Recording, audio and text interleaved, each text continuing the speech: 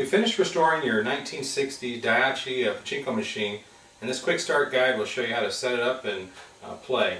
One bit of interesting trivia is the number of times that Daiichi appears on the front of the machine. There's actually 8 places where you can see the word Daiichi. The obvious one here and also here, but there's 6 other places as well. So have fun finding those. You're gonna put your machine in the cabinet, and we've got a separate video that you can watch on that. But for anyone else who's watching this video, you need to stabilize your machine so they don't fall over. And you can put them in a cabinet, or you can just use some boards such as these 1x4s and screw them into the bottom to stabilize your machine. One of the first things you want to do is want to lock the ball drain lever, and this is the lever that drains the balls out of the supply tray out of the machine.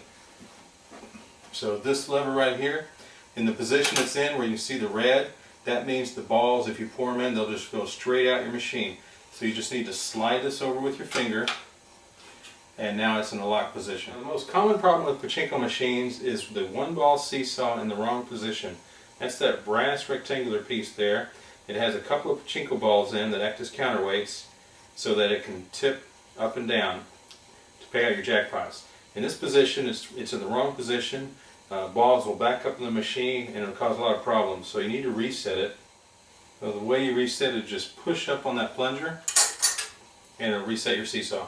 We wired your machine so that you can connect it to this battery, or we also have the wall plug transformer, and we soldered this on so that you can connect this connection to this connection and use the wall transformer instead of the battery. Just make sure that you never connect the wall transformer and plug this on top of the battery, because then the battery will get really hot and, I don't know, explode or something like that. But for now, we'll just use the battery. We'll flip that up to connect it. Now, what happens is you've got a light inside here that will flash when you get a jackpot. The switch for it is down in here. So as your seesaw tilts,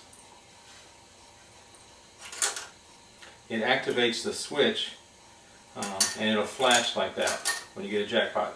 Now we'll add balls to the supply tray here, and when we do, they'll roll down this track, make this turn, go across these 2 brass metal levers here. You'll watch them pivot, and then it'll go down this track and into your jackpot assembly where they'll wait. Now, you need to always keep this tray filled, because otherwise it won't operate properly. One way you can tell that the machine is running low on balls is there's a little window right behind this track going out the front of the machine. Right here. So when you're sitting, well, heck of a glare. Anyway, when you're sitting down in front of the machine, you'll be looking up, and if you don't see any balls, then it's time to fill it up. We'll go ahead and add some balls to your receiving tray. Add balls to your supply tray.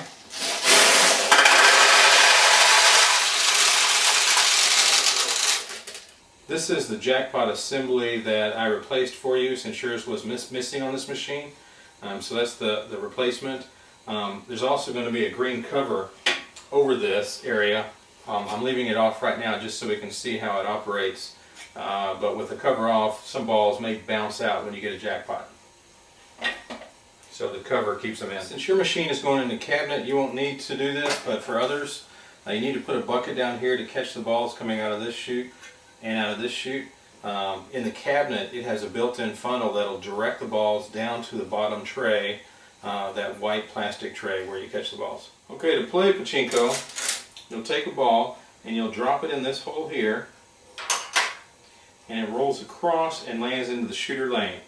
Then when you pull down on the flipper and let go, it'll go up the track, and depending on how much power is in the spring and how hard you pull it, it may go around twice, and then it'll start falling down the playfield, bouncing off the nails.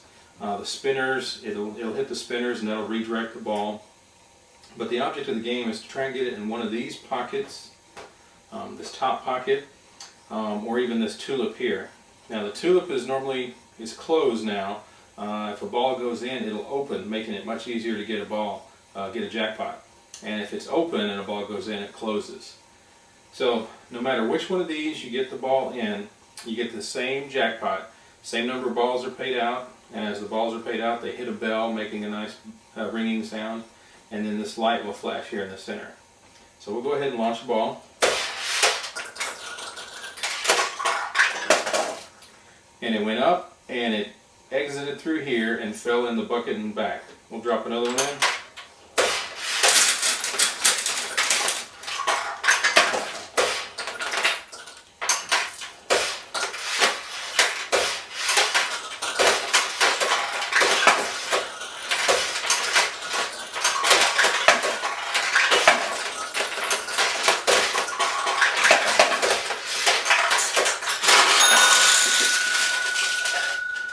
Okay, we had a ball come through here, enter through this gate, open up the tulip. We got a pad of balls and the lights flashed. Now you've seen I put 2 balls in here at a time, and it can shoot 2 balls. But if you put too many balls in, let's say if you just keep putting more and more and more,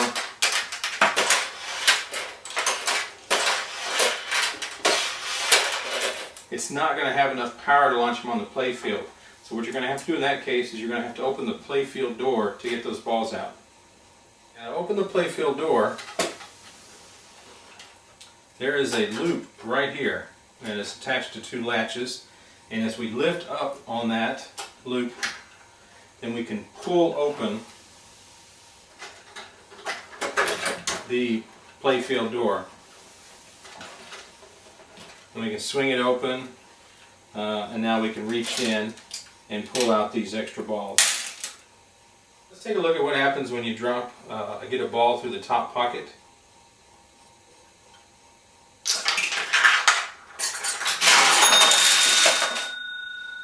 So the lights flashed, the balls that were in there, they fell down, hit the bell, and were paid out to you, and more balls loaded in there. Take a look at what happens from the back when you get a jackpot. I'm going to drop a ball in this hole here. It's going to fall down, it's going to roll all back behind here, and it's going to enter in the seesaw. It'll pivot down, releasing the ball. The ball will then come down here, and it'll land on a long metal arm, and it'll push that arm down. And that metal arm goes back behind the bell here. There's the pivot point for it, and it's attached to this long rod. It'll push that rod up here, which will pivot all of this linkage going back here, and it'll raise this arm, allowing the balls in here to fall out. And normally with the cover, they'll all fall straight in here, and they'll fall down, hit a bell, and then go into your receiving tray out front. Now with the cover off, you're probably going to see a few of them hit this plate and bounce out. So I'm going to do a couple jackpots so you can see what happens, see how the normal operation works.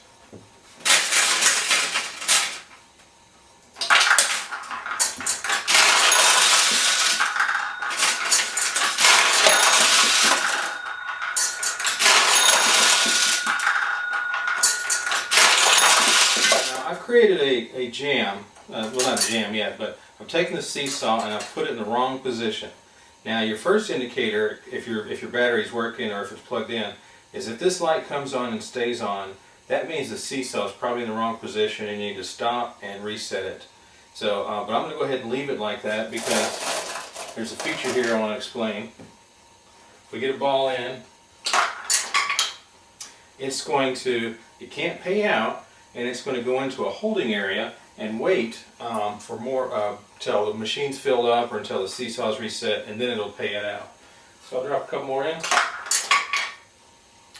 and I'm going to take a look at the front real quick. Okay, here's the holding area here, this clear spot with a couple holes in it. I'll drop another ball in, and so it's sitting there and it's waiting to be paid out. So I'm going to go ahead and reset the seesaw. My jackpot light went out. Now what I can do, I'll go ahead and close the door, is there is a button on the front of your machine that will allow you to pay out any balls that are in the holding area. That's this red button here. So as you push it in and release it, it will pay out a jackpot. Do that again. And we'll take a look at the back. What's happening is I'm pushing the red button here. It's going to activate this linkage here, and then it's going to push up and put a ball into the area for the one ball seesaw.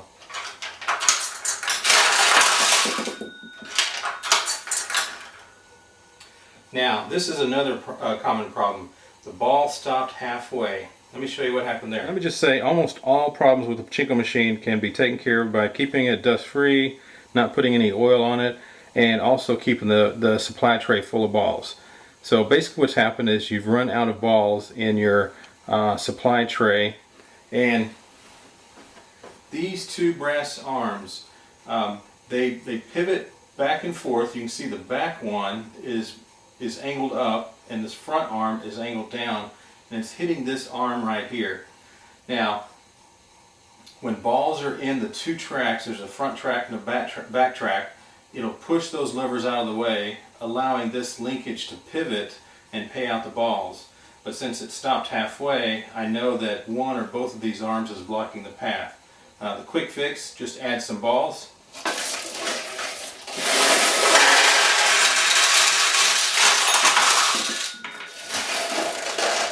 So as I added balls, it moved the arm out of the way, and then all the arms were able to complete their cycle and pay out the jackpot. We're going to empty the machine, at least to a certain point here, because I'm going to create another jam and show you about it. So I'm going to slide this over.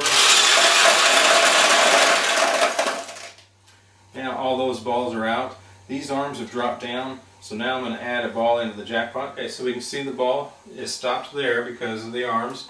Now I'm going to go ahead and reset the seesaw, because maybe someone doesn't know how to clear the jam. So the first thing they do is reset the seesaw. Then if they get another jackpot, that ball now drops in here. And if you do that several times, you're going to get a lot of balls in here. You're going to have a pretty big jam. And the way to clear that jam is a couple things. Let me zoom out. As we saw before, we could add balls in and it'll move these two levers out of the way. Or I could just move them out of the way manually. And when I do, that'll allow this arm to drop all the way down. And balls may fall out, one may fall out, they may all fall out. We'll just see. In fact, I'll put a few more in, just for good measure.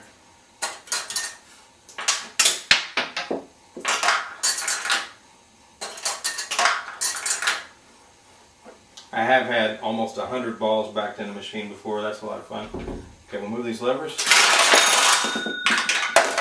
Okay, jackpot did pay out. Most of the balls fell out, but there's still a couple in here. Let me show you how to get those out.